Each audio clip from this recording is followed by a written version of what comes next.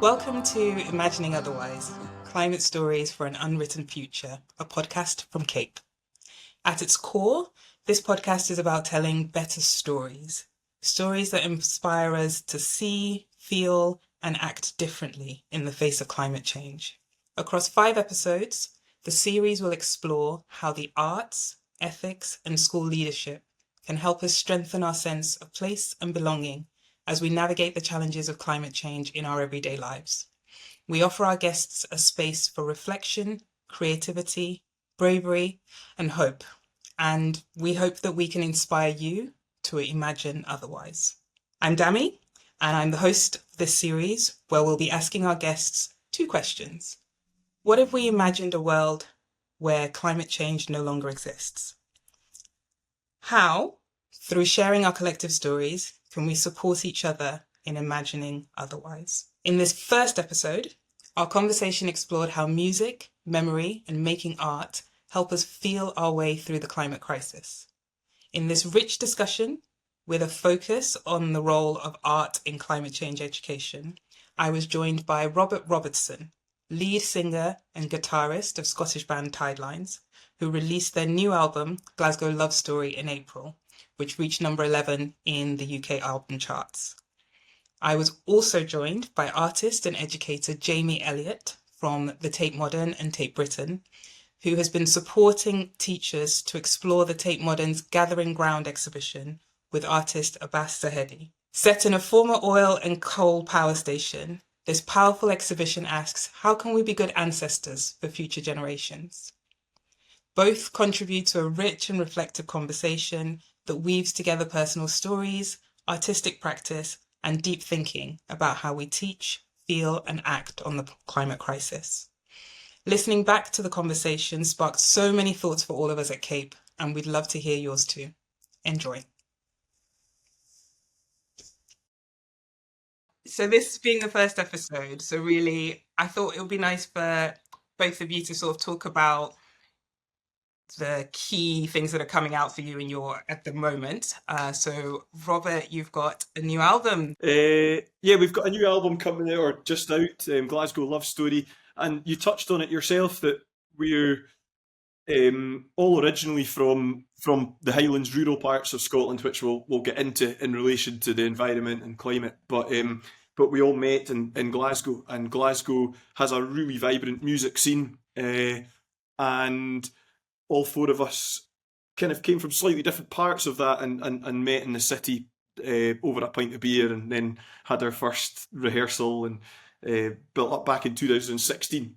So it feels nice as we approach what will be our 10th year next year, 2026, that we're sort of, this album is kind of like a tribute to the city that was really important in kind of forming the band and who we are as people and musicians. What strikes me about your music is how it is very Scottish. Like I hear it and I think Scotland, and I can't even express exactly what that means. But that's really striking to me. And as somebody who I've lived in so many different places, so I wouldn't say I have any strong connection to a particular place, but hearing that, and so it'll be really interesting to get into what Scotland, Glasgow, and the different sort of landscapes, what that really means for you and the rest of the band. So looking forward to hearing more about that. Jamie, I think you might want to talk about a couple things. I know you definitely want to talk about the Gathering Ground exhibition, and maybe you can tell us a bit more about your own art as well. Yeah, of course. Yeah, thank you also for having me on. This is like a completely new experience, so sort of very excited to be on here and talk about Gathering Ground exhibition, my own sort of art practice, but yeah, sort of my role at Tate in supporting teachers and young people in engaging with the sort of artworks and the themes within the exhibition, specifically the Begin Again commission by artist Abbas Zahedi. We sort of had a study day back in spring. We do have another summer teacher study day coming up in the summer. So yeah, go on the website and have a look and get in touch if any teachers do want to come into that. But yeah, I think across Tate, as well as sort of within the artistic community that I sort of sit in, I think there is this real sort of urgency in connection to climate justice and climate emergency, not just sort of as a something that's scientific or sort of data driven, but something that sits within the self first, of sort of how, and specifically sort of through art, it can be a practice of care to sort of navigate what is quite sort of anxious thing to deal with, especially sort of in the state of climate change at the moment. So yeah, and I think within the content of the exhibition, specifically the Begin Again, commissioned by Abbas and sort of my own practice, I feel that there's sort of like sonic connections between sort of the work of Tidelights and Robert, and sort of resonance, and how that speaks to how we as human beings interconnect and relate to sort of our ecology and lived environments. I was thinking there about Tideline's connection to Cape.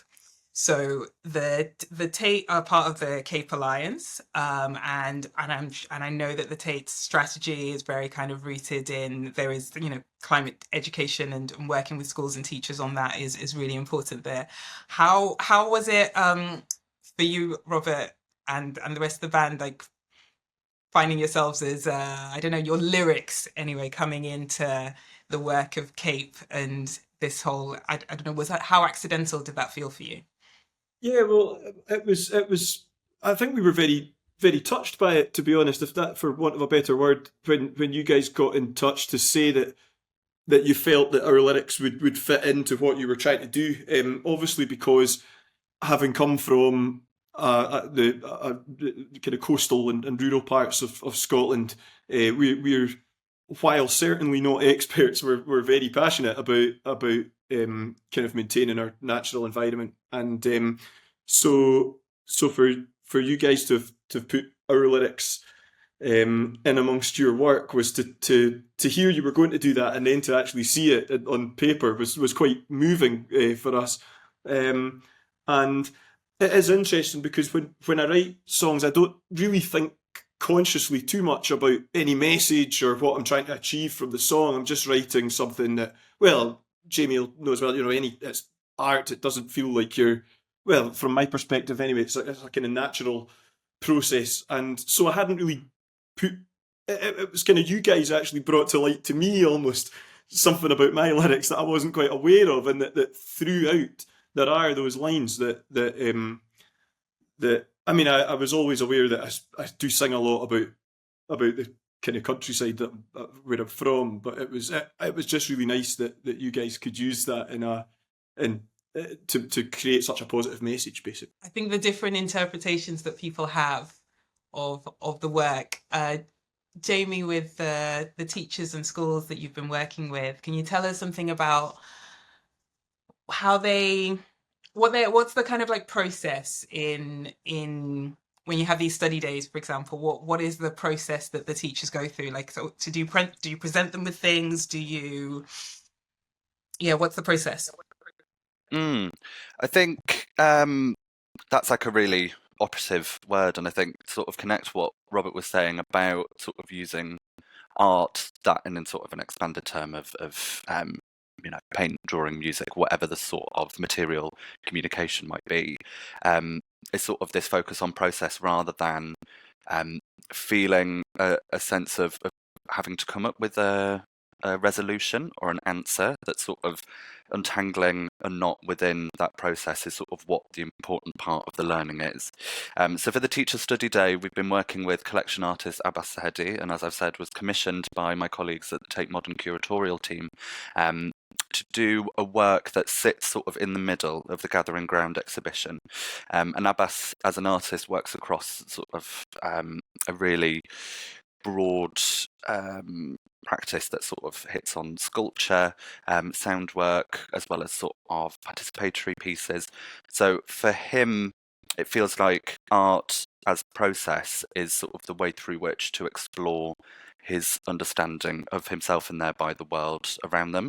So I think in the study day, what Abbas is trying to do with the teachers is, and this sort of supported by Cape, which really stayed with me, is this idea of sitting in the darkness in relation to the climate emergency with yourself first, to then be able to relate that to other people. And then this sort of idea of like the individual then being able to support the community, then being able to support something more planetary, and that sort of looping round. And it's really an opportunity, I think, for teachers to come together and connect. The work, Begin Again, is sonic in nature and sort of taps into the guts of Tate Modern as a building. And also in terms of its architecture, Tate Modern obviously used to be, I don't know if it was coal and oil, or it was one or the other. Either way, not good, whatever it used to be.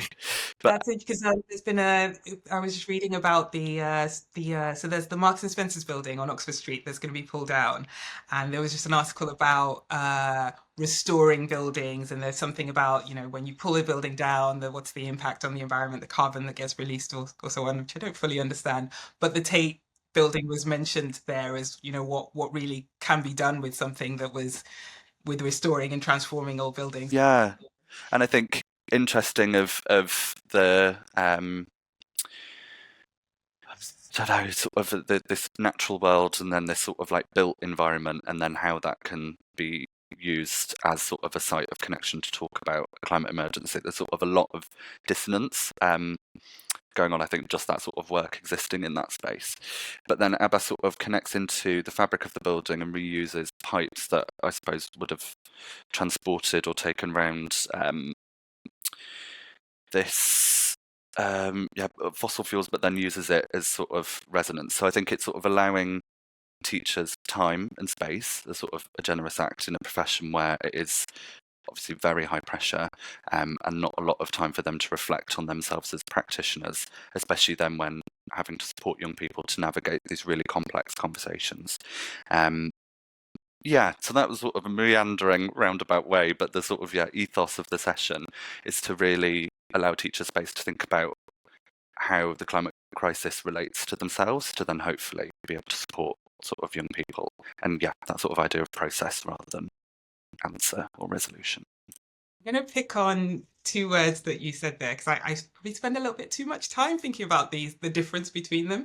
So you said built environment and natural world, and there is something there. So I guess, Robert, you're probably, would you say you were writing more about the natural world? Your music is more about the natural world or the built environment? Yeah, it's an interesting question, because actually, as I look back throughout our albums, the answer to that question maybe varies. The likes of this most recent album, Glasgow Love Story, we're talking a lot about the built environment. In fact, we're talking about Glasgow's industrial heritage in a load of the songs, talking about the shipbuilding history, the kind of heyday of the Clyde. But yet, we go back to our very first album, and it was written shortly after I'd moved to Glasgow. So we're talking about, in the songs, a lot about the built environment I was in at the time in terms of Glasgow, but also looking back to the natural environment I was brought up among in Fort William and Lochaber, and kind of missing that. And then, of course, an ocean full of islands that comes in between and is like hugely, Rivers of Delight. It's like you see diamonds, an ocean full of islands, a forest deep and silent, a moon that's shining bright. It's all natural imagery. So it probably varies, but I think with what Jamie was saying about education, and I'm always very aware that I was lucky to be brought up in a rural part of the country, and that when you're a kid in school, a teacher could say to you, climate change is happening. Do you think we should look after the natural environment? And every kid's going to say, well, yeah, obviously, because I was out riding my bike in it at the weekend.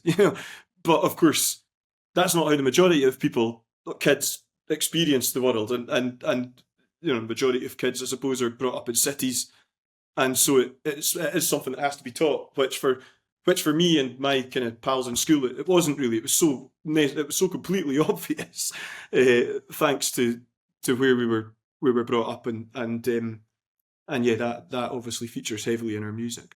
One question that I'm going to ask you both to answer, and which is in the notes as well. So if you could imagine a world where climate change no longer exists, what would it look and feel like?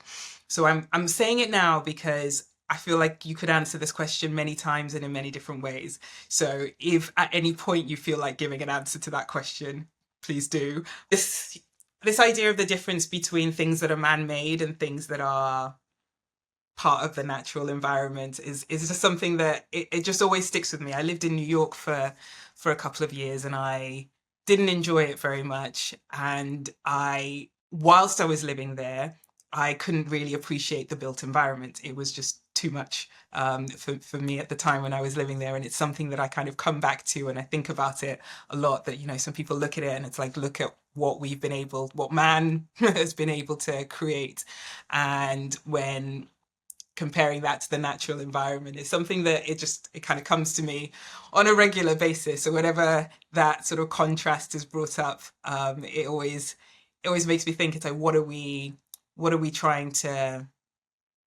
protecting, and which parts of our environment, both built and, I don't know, not built, I guess, by humans, which bits of it are more important to us. I wonder whether for both of you, kind of what places you are attached to, or what places kind of evoke emotion for you. Yeah, I can jump in first, and then again, talking there about the differences. My life seems to have taken two parts. It's like 17 years brought up in the Highlands, and then 14 years living in the city, and both of them evoke emotions to be different emotions. And there's a song years ago, so I don't mean to seem self-obsessed quoting my own songs here, but seeing as we are talking about art and how it relates to the whole thing, one of the songs on the first album is called, from 2016, is called Since I Left This Town. And it was me sitting in halls of residence at uni, looking out my window, and rather than looking out onto the north face of Ben Nevis, which is where I'd looked out on for my whole life, I was like looking onto a kind of concrete metropolis with like street lights and so it's like, I can't remember, the lyrics are something along the lines of sandstone red on a tenement wall hides a multitude of sins for cowering men who once stood tall. And it's just this imagery of, like, it felt at that time that the city was never a good thing in my songs, and it's always kind of like, you know, not even quite recently, another single said something like, "Darling, please come with me and we'll escape the city evermore." You know, that's just like trying to get away from the city. But yet, I think we've come to realise in the last couple of years that, you know, we do love Glasgow. It's got a lot of good about it as well. But there is something about, you know, when you come from the place that I came from, and like, as a young kid, I remember my first experiences of, you know, driving down the road to the big, or not driving, but, you know, as a child, being taken down to the big city and just seeing pollution, basically, and just going, this isn't nice. Although that said, Fort William in itself, by the way, is a bit of a mark of where kind of mankind can not always have the best effect on a beautiful environment, because there's old photos of the town of Fort William itself where the railway line runs along the loch side and it's just grass and greenery, and then the high streets kind of, it's beautiful. But then they built a big bypass right through, so there's like a massive dual carriageway, and it's literally like the Joni Mitchell line. They've paved paradise and put up a parking lot. I mean, there's like a big car park right stretches out into the middle of Loch Linney.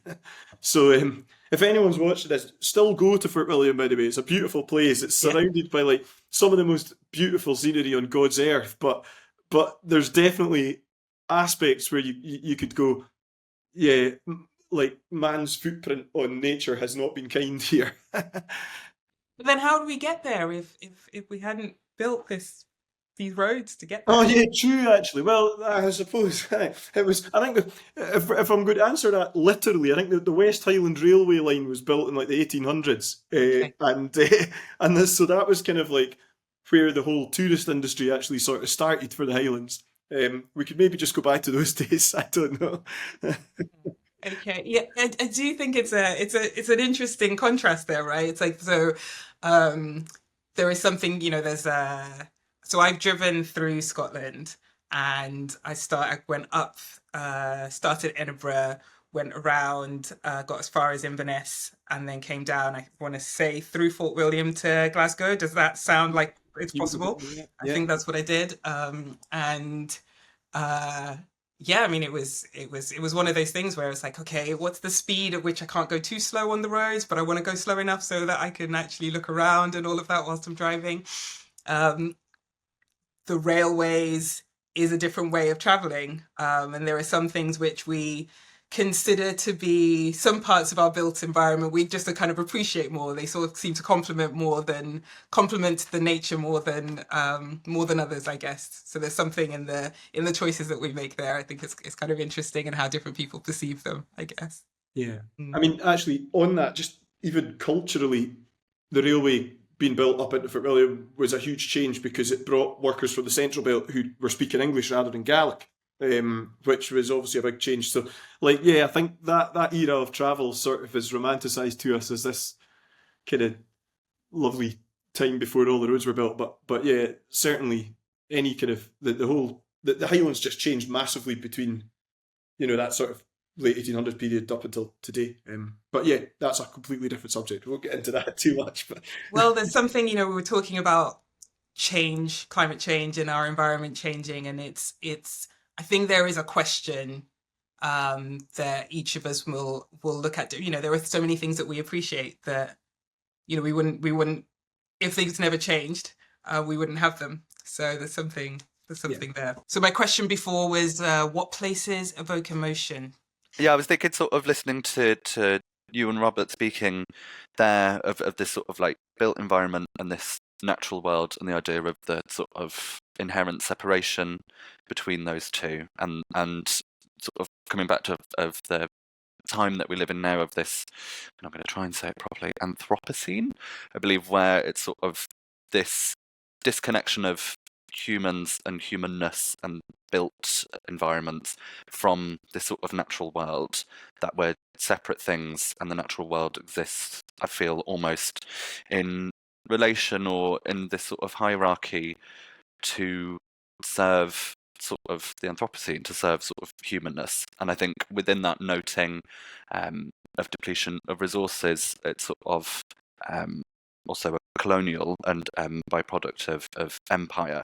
And then I was sort of thinking about this idea of access, because I'm also from a tiny village in East Yorkshire where there's sort of like more chickens than people, and sort of growing up there was tricky, because it's like, I think what you were saying, Robert, of I don't know, when I was at primary school, at lunch, we would take it in turns to sort of go around the green or go around our sort of school fields to pick up litter. It was sort of like really obvious within this sort of lush, quintessential Northern English village, of like nothing but, and manicured land, but nothing but sort of cows. And then to have lived there and had access to that, but then felt quite isolated within sort of notions of identity and connection to sort of community, to then sort of coming down to London, it almost sort of swapping over, where there is then this sort of wealth of queerness and queerness within an artistic community.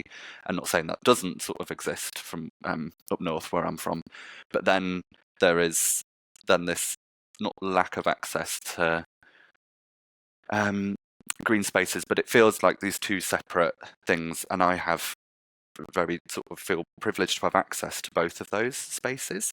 And weirdly, I was sort of talking to my colleague today about what I was going to do for sort of the spring holidays, and that I was going home, and that these days I really, really appreciate having access to that sort of like quiet, sometimes maybe too quiet, but quiet green space. Yeah, it sort of feels lucky, and again, sort of noticing and appreciating access to that, and realizing and recognizing that not everybody does have access to that. And I think a lot in my sort of artistic practice deals with sort of notions of home, but also the idea of thresholds and access, and who's sort of allowed in, or who's sort of allowed into an experience and who isn't. And I think there was something you said, Dami, about this built and this natural, and then this system of value between those two worlds. But But yeah, in terms of a nice place, I would say, yeah, my village, which feels weird because it sort of was never historically somewhere that I sort of felt a sense of calm. But yeah, these days it does, along with all the chickens and ducks. There's an awful lot of ducks. Yeah, more than people. There's two things I want you to say a little bit more about. One, you mentioned thresholds, and I'm just kind of wondering if you can like expand on what you mean by that. And then I'm going to introduce the word belonging with that as well as you think about these places. Yeah, just wondering what how where does belonging come in that? Yeah, I feel thresholds. I sort of understand and relate. I think to a sense of the first thing that comes to my mind is a sense of home and a sense of a barrier or a border or a keeping in. Sort of growing up in that village with all the birds, it was like I was very aware of where that end of my access or the sort of my world in that space sort of ended. There was a literal sort of perimeter of like this is Hutton Cranswick, and then anything beyond that. And what it meant to sort of leave that space. And I think quite literally in terms of thresholds being that connection or a portal from one area into another, who was allowed to sort of pass through those, who was allowed in, who wasn't allowed in. And I think there's sort of obviously privilege connected to that, but the idea of agency, I know that almost connected to the work again, which I sort of keep bringing up, but the Begin Again by Abbas Sahedi. There's also this public program of support circles where communities are invited in on the first Saturday of every month, and then they create their sort of own space. They create perhaps their own threshold to support each other to have conversations about their lived experience and connection to the into the sort of climate emergency and climate justice. Yeah. And I think that connects to sort of go back to the other part of the question of a sense of belonging, in that there's reciprocity and symbiosis within that sort of decision and amongst sort of a group of people about thresholds or almost sort of like a membrane to allow people into a conversation or allow people into a space to all come together to feel out sort of strategies to make the world sort of a better place for us, but us sort of in relation to nature. I'm curious for both of you because what you just talked about there, that community coming together, and I'm remembering being at the Tidelines concert. Tidelines have a concert. Is that the right word for it? Do you call your are they gigs or are they concerts? Either or. There's something about it being so. I think in my mind the difference between a concert is very this is a kind of a separation. It's like you've got the performers on stage and then you've got the audience. And so I would even say like Hina and Lee in the background. So they're Tidelines groupies. But when I was there in that space, like everyone knew the words to all the songs, and it was a collaborative experience. Is what it really felt. I felt like there's a sort of a bringing together there, and maybe a breaking of a threshold, I guess, between maybe a concert makes me think that there's more of a threshold between the performer and the audience, but a gig is a little bit more sort of like joined together. I think that's why the two words in my head kind of stumbled there. I'm wondering about if you could both kind of speak about how art for you kind of brings that connection and sort of breaks those barriers between people you don't know. I mean, you're both artists in different ways. You're kind of creating different things, and even the museum at the Tate, you've got different people seeing the Gathering Ground exhibition. There's an element to it that I want to say is organic, such that the experience that I had when I went there would be different from the experience that somebody has when they go in the future, but yet we're somehow connected because we've both experienced this same thing. So I'm just wondering if you can both of you talk about how art, music can foster connection and I'm going to carry on with that sort of threshold, sort of open up the thresholds or break down the thresholds between us and our environment, or just our and communities, environment, places. Well, I'll go first. Then I'm just talking about concerts and gigs. I really enjoyed your like distinction between concerts and gigs, because it's been something I've never been able to quite put my finger on. But you pretty much just summed it up perfectly there, in terms of, you know, perhaps a concert's got a bit more separation between what's happening on the stage and what's happening in the audience, and a gig you're all one on that for that moment. And Tideline shows have always kind of been more like gigs, but we do a certain tour called the Elements Tour, where we go out and do all the songs kind of stripped back, and that's in like theatre venues, and it's like all seated. We come on stage, the audience clap their hands, hopefully we sit down, and I talk a lot about the songs. Everyone's silent. We sing the songs all stripped back, and then hopefully again the audience clap their hands again, and then I carry on. And that's a very much a setting where there is a threshold, I suppose, between us on the stage and in the crowd. And then towards the end, we'll get them, you know, like, let's go for this one, and they'll stand up and they'll sing. But the performances that mean the most to me really are the ones that you described. That I'm glad you felt that way from the audience perspective, that everyone in the room is part of something, and it doesn't matter that I'm singing in front of a microphone and all the other people are singing, you know, shoulder to shoulder with their pals or strangers. It's we're all experiencing this together. Just as we started Tidelines, Bruce Springsteen released his autobiography, and I read it like the first year that we. And I've always been a Springsteen fan, but reading his autobiography, he's got amazing lines where he describes basically like a whole stadium worshipping the gods of rock and roll and all this sort of stuff. You know, he's always got this quite over elaborate language, Springsteen, but there's something in it, the sense that, you know, whether it's 50 people, 500 people, 5,000 people, 50,000 people, for that hour and a half, let's say that you're watching this gig, like whatever troubled you this week, you know, if you've gone through something terrible, if you've been stressed at work, if you're delighted, if you've just had a newborn child, if you've, you know, just got married, if you've just got divorced, it doesn't matter. It's like an hour and a half. All that matters is you're all together, you're singing. And that is like such a powerful thing from a musical perspective. Obviously, Jamie will come in terms of the art side of things, but musically, I think that can be so communal. And for me, that's everything. And you talk about the climate crisis, and there's lines in the songs that you guys have used to reflect the climate crisis, and people can think that, but they can also use those lines to mean something entirely different. And all the people in that room, each line can mean, you're all singing the same words, but it can mean something. You know, if there's 1,000 people in the room, it can mean 1,000 different things.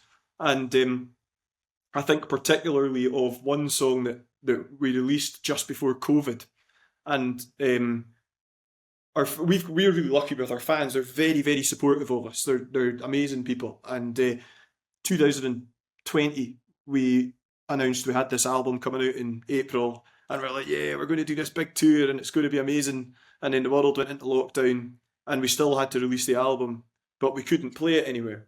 And it was awful. It wasn't, there's worse things that happened to people, but it was difficult as professional musicians to release an album and not be able to play it live, having just described to you how much we love the live environment.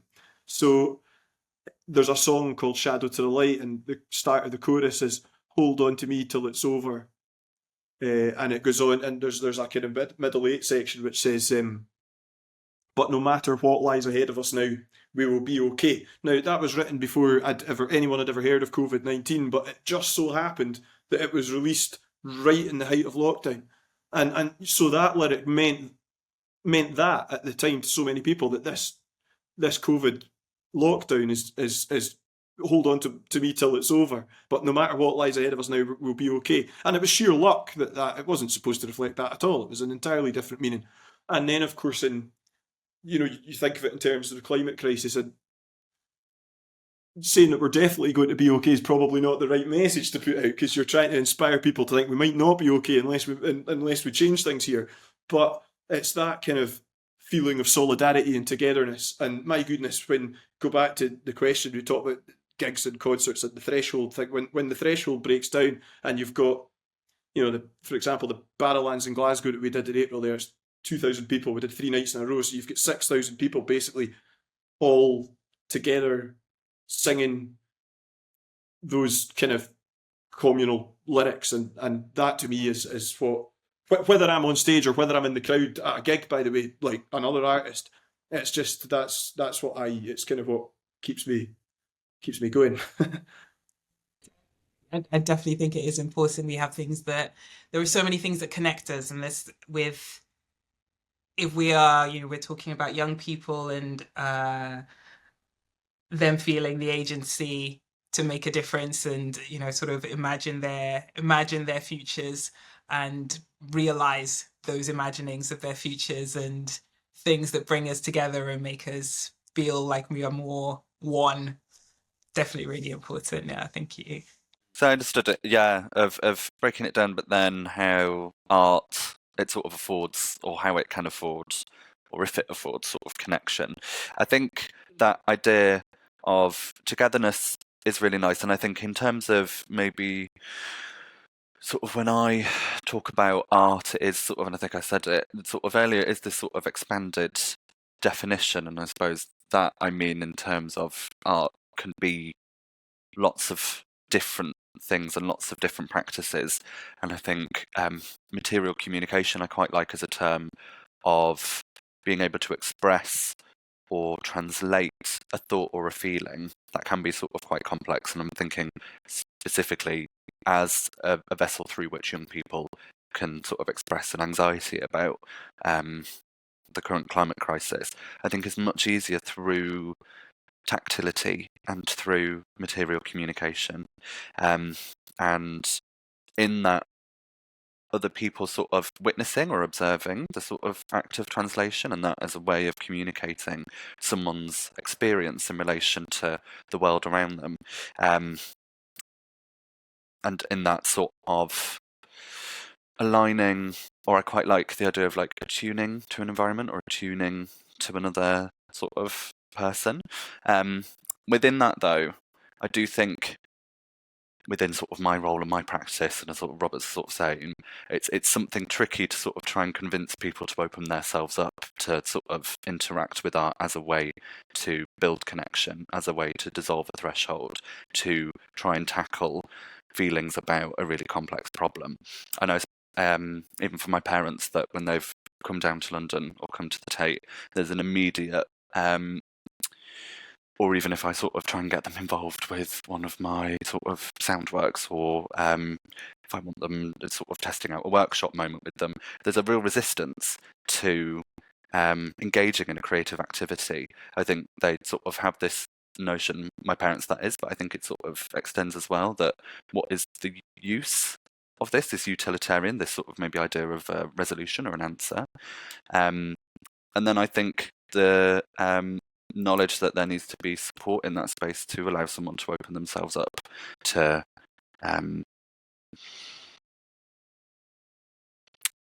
to sort of share within that process. Because I also think as well, it's once you start sort of, I don't know, working with clay, and I think, or like clay or paint, or if you're drawing, someone else's experience will sort of differ throughout the group, and you don't necessarily know where that's going to go or where that's going to take you or what that might bring up.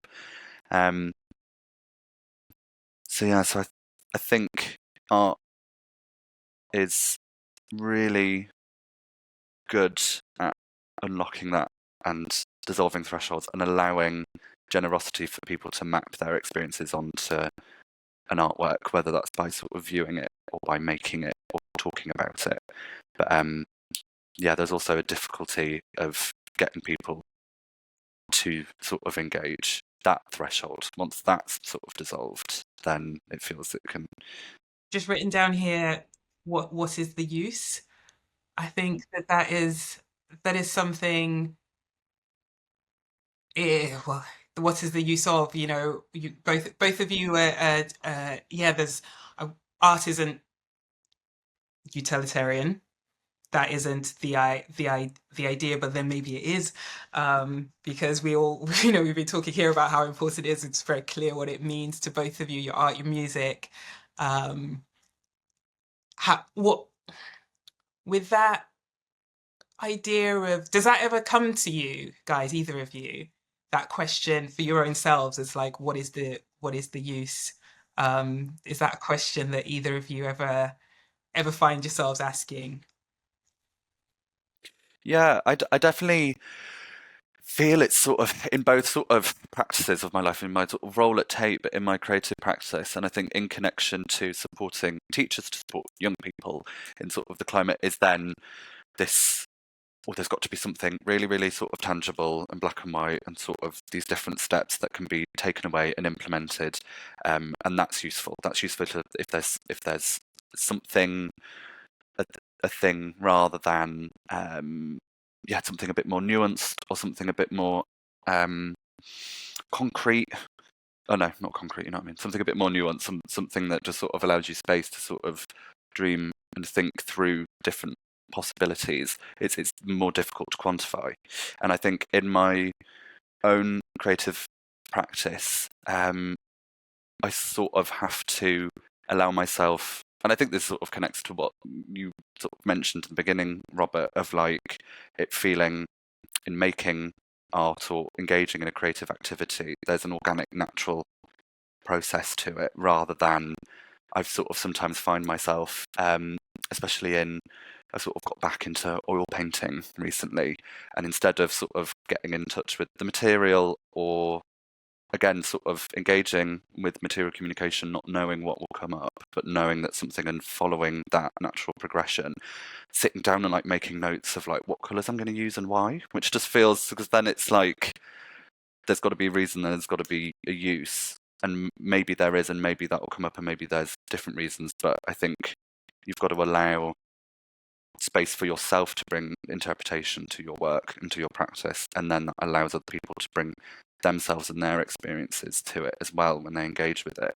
But I definitely think it's sort of an overhang from school and sort of formal educational spaces. I think it's an overhang for trying to, not through any fault of my family, all very supportive, but I think, this worry of a career within an art space or a cultural sector is like trying to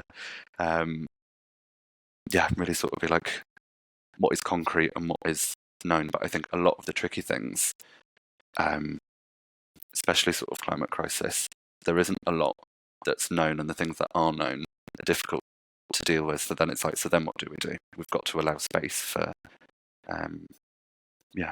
breath, generosity.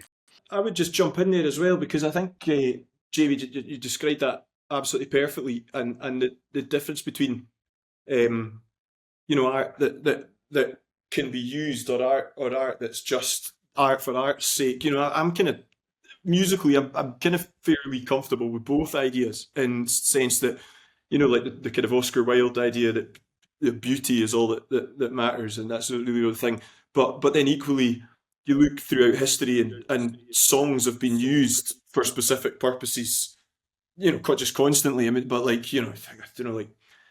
think like American folk revival, like Pete Seeger and Bob Dylan and all that, trying to stop the Vietnam War with songs, and so like I love the idea that, and then actually it goes back to what we were talking about, in the sense that like I write those Tideline songs purely because I'm trying to create something that I think is worth creating, for the sake of creating something. So that's why, going right back to what we spoke about right at the start, that's why I was so kind of humbled to see it as part of the Cape movement, in terms of getting something, progressing some kind of actual, like something that will be useful, and something that can maybe make a small change, or a big change.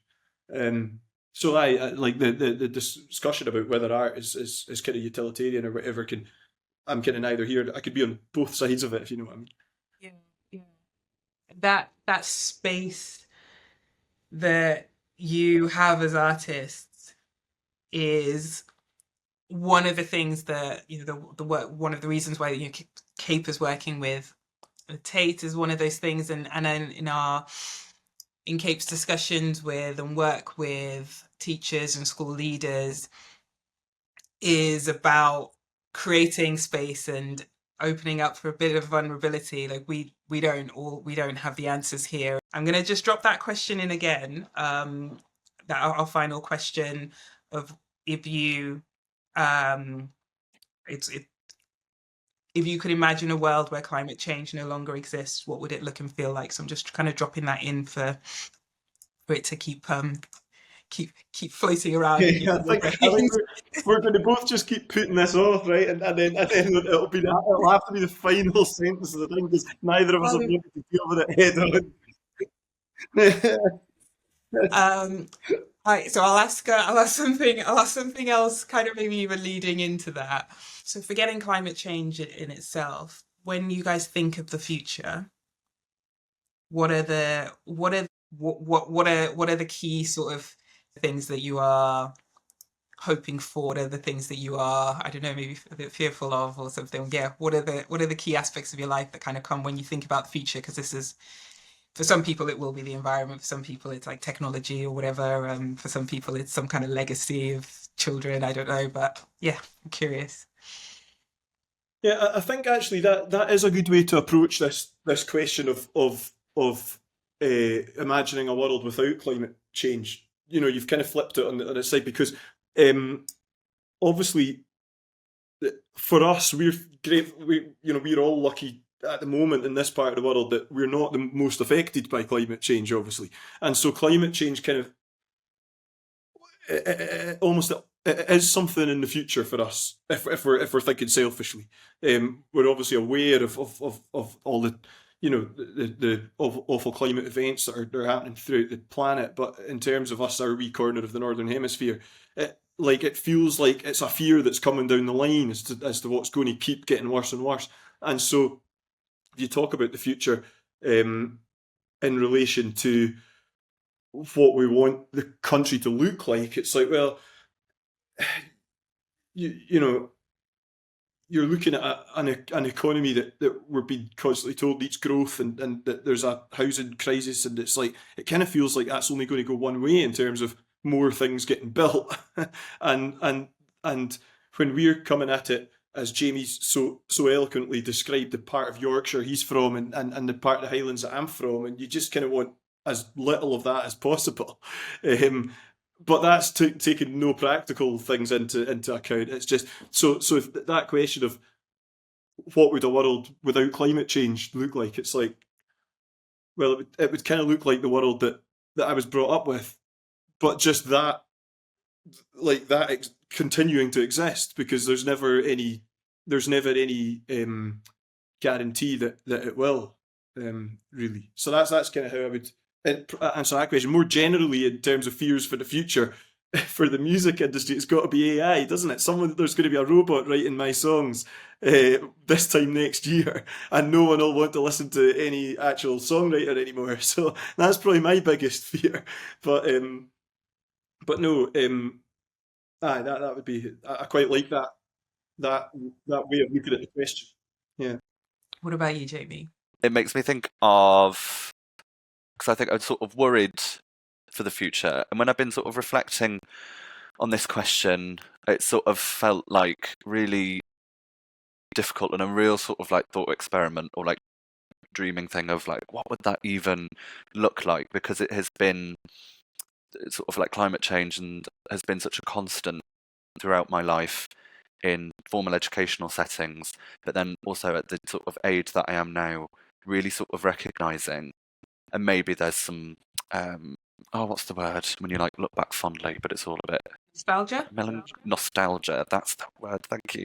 Nostalgia of like, oh, when I was like 6 and 7, it was always like really cold and snowing during winter, and it was like really sunny and like this like very idiomatic. There's memories of very like idiomatic weather, and that really recognizing that it doesn't feel like that. I remember sort of early in my time here at Tate, where it was that summer where it was 2 days of like 40 degrees in the UK, and that just being really terrifying of yeah of like experiencing that and then knowing that that's probably going to sort of continue. We need to sort of be able to try and slow it down. But then I think as well as what Robert was saying of that was sort of a moment in sort of the UK, which I think in terms of discourse feels like, in a multitude of things, centres itself as the sort of start of a conversation or a start of an experience, whereas there are so many countries and so many communities across the world where the effects of the climate emergency have been absolutely devastating and have been for, like I say, sort of as long as I've been alive. And I think as well the sort of language that we're sort of using as we move to the future, because I remember back in the day it was like global warming at school and a real focus on like reduce, reuse, recycle, but now there's sort of these conversations on recycling plastics and if they're actually sort of good for the environment. So there's these developments and these conflicting knowledges, and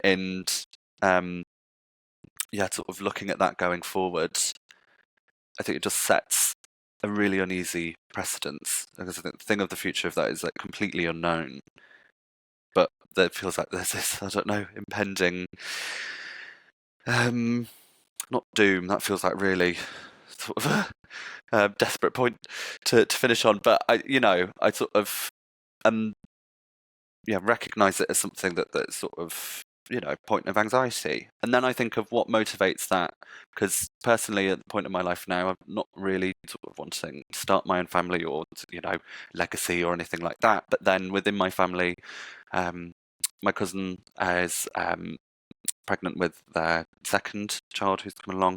My other cousin's sort of getting engaged, so they're really like carving out their lives and expanding my sort of family. And there feels something of a responsibility that I feel in terms of the world that they're inheriting in relation to the climate crisis, but I'm also thinking sort of social issues that are happening sort of within the Anglo-American sphere, sort of particularly sort of in the lack of recognition and support of trans people and of non-binary people, and though that sort of connection of starting with the self to then go to the collective to then go to the planetary, I sort of think about quite a lot as trying to leave the world a better place than sort of what I inherited it to be. But yeah, that question of like, what would it look like, what would it feel like, or like sound like if climate change no longer existed, I think is so tricky because of its pervading presence in sort of my life, and yeah. So I've not really answered the question. I've like avoided it towards the. No. I want to jump in on what you're saying about legacy there, because art and music, it is legacy, because as soon as you create it, it's going to outlive you. So it's nothing. It's not something I ever think about, but just because it was brought up, that it is weird to think that in 40 years' time, there's a chance that no one on the planet's ever heard of Tidelines, remembers us or anything, and yet our songs will still be there somewhere. And so maybe a kid in 100 years time or whatever will discover a Tidelines song and nobody will remember what it is, but yet it's a small legacy that's been left. And so then you start to think of, in relation to climate, it's like, well, what can we do in terms of our legacy? And everyone, it's like, well, again, seeing how you guys at Cape have incorporated a small part of our lyrics as a very small part of your overall project is really heartening, and quite an optimistic thing about how our legacy, a small part of it, could be changed, and we try our best as we go on within the music industry just to do everything as environmentally friendly as we can. We've got like our merchandise is all earth positive. This new album that we've got, it's like the cassettes, for example, are all biodegradable and not zero carbon materials and all this sort of. I'm probably good. I don't. The details of it all aren't exactly in my head at the moment, but we do everything we can.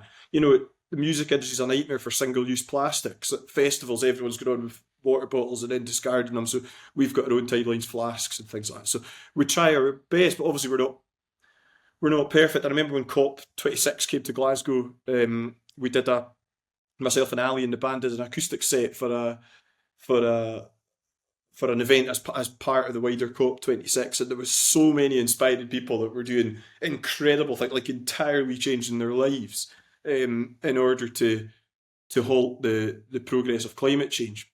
I certainly don't do that, but it's something that, like you, Jamie, it's on my mind a lot, and I think if everybody did a small thing, then maybe the legacy would be a positive one. Yeah, I sort of copped out of sort of answering it because I am sort of finding it difficult in being like bound to, well, it is here. It's not really going anywhere yet. But I think in what Robert was sort of saying about, in thinking about the future, basing it in sort of positive memories and connection to myself and sort of my environment and the ecology of now returning home, really appreciating the sort of access that I have to that green space, and sort of all more of that can carry on through, or that can be sort of nurtured. I was also thinking as well throughout the conversation of, in sort of looking ahead, looking back to be like, oh, well, what were moments where I felt,